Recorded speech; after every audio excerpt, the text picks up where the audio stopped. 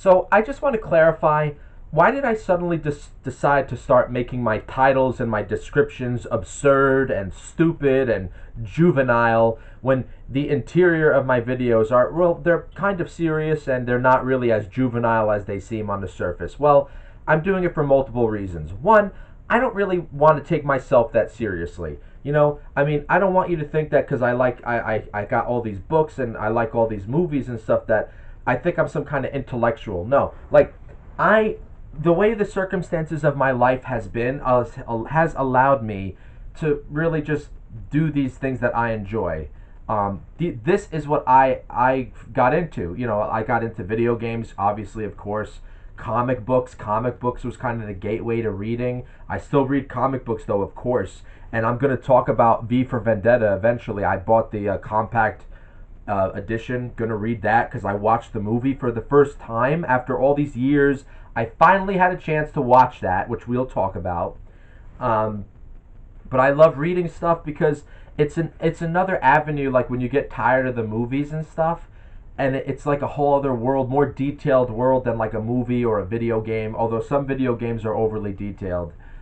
But like, look, I'm going for the absurd stuff because nobody pays attention to my stuff when I take it seriously, and nobody pays attention to my stuff when I don't make it seriously. So, and I'm so tired of the world. I'm so tired of society and stuff, and everybody on the YouTube, and there are people who are justifiably, like, everyone's taking everything so seriously, right? And I'm saying a lot of people, yeah, you should be taken seriously. People are having a hard time in life today. People are having a hard time in this country with all the economy, the job market, and I totally relate to that. Um, and I just don't want to add to that. There's enough people who have their problems, and I don't want to add to the fire because I think I'm having a pretty decent life despite all of the weird things that happen in it, and despite all the obstacles that I've had to face. I think I'm being like Braveheart a little bit. I'm facing it, and I'm still screaming out freedom despite all of the unfreedom, despite all of the tyranny that we're surrounded by, not just by the people in power, but by the people you're surrounded by, the regular people who unconsciously, subconsciously, or even knowingly are imposing the tyranny of silence and quiet and just going along to get along. So I just don't want to be one of those guys who are complaining about everything and saying, oh, well, we got to get out of this country, which is if it works for you, if going to the Philippines is going to work for you, and I've seen it. Like, I used to like Thinking Critical. He's great. I think he lives in the Philippines because he was in the Air Force and everything. He seems to be doing great. So if you could do that, like, I'm not going to shit on that, but I'm not going to say, like, to run away. Like, I guess I'm willing to crash down with the ship. We're all going to die. So, like, if I'm going to choose to run away from it, or if I'm going to choose to die in my homeland, to die where I was born, and like Braveheart, right? Talking about Braveheart. I mean, yes, I know I'm talking about the movie. It's not historically accurate, fine. But as a story level, human connection level, Braveheart, when his father and his older brother were murdered, and he didn't even have his mother, they were murdered by the English. His uncle Argyle came and picked him up, and he obviously, they pilgrimed through the world. They went to Rome. They went everywhere. Uh, William became educated in all the languages. He became a man of the mind. That's why he was able to be so tactical and defeat the English practically morally, at the very least, and beat them down. But I would say, what did William Wallace do after all that pilgriming? He came back to his homeland. He came back to Scotland. And I'm not Scottish, okay? Don't get me wrong. But how could you not relate to that? Like, I'm Italian. I'm Italian and half Spanish. Not even close to Scottish.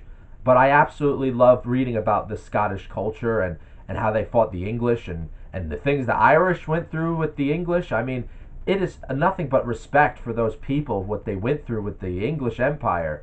Those are strong people. Say what you want about them. Make fun of them as much as you want about all the other goofy stuff you could come up with. But those are strong people in their own right. And everyone is strong in their own right. But I specifically respect the people who go up against empires.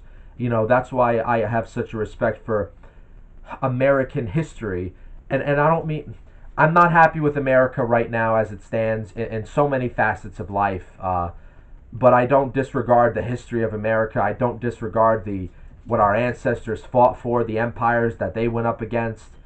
And we're currently going up against an empire, but we are going up against an empire that is so abstract. It's all over the place. You know, it's not a single entity like it used to be for our ancestors. I mean, the Americans, we hated the English Empire, and ironically, the Americans, we actually loved the English. We wanted to emulate the English, their culture. So that's why the Americans, for a pretty long time, were allowing the taxations. They were allowing the encroachments on their freedom because they were emulating the English for a very long time. If you read about the history, and also they wanted to they were educating themselves just like the English education. That's why you saw the founding fathers, they were all wearing the white hair because the English were wearing the white hair. So even though they broke off from England at the time because they wanted to have their freedom of religion and more, they wanted to have more land. And yes, I know, I'm not saying this was all fun and dandy. There was a lot of bad things we did then too. I'm not one of these people that is glorifying or making everything in the past a utopia. I am well aware of the blood and the sacrifice of everything of the past. Um, but despite that, you can't disregard what they went through and what they built through all of that and went through.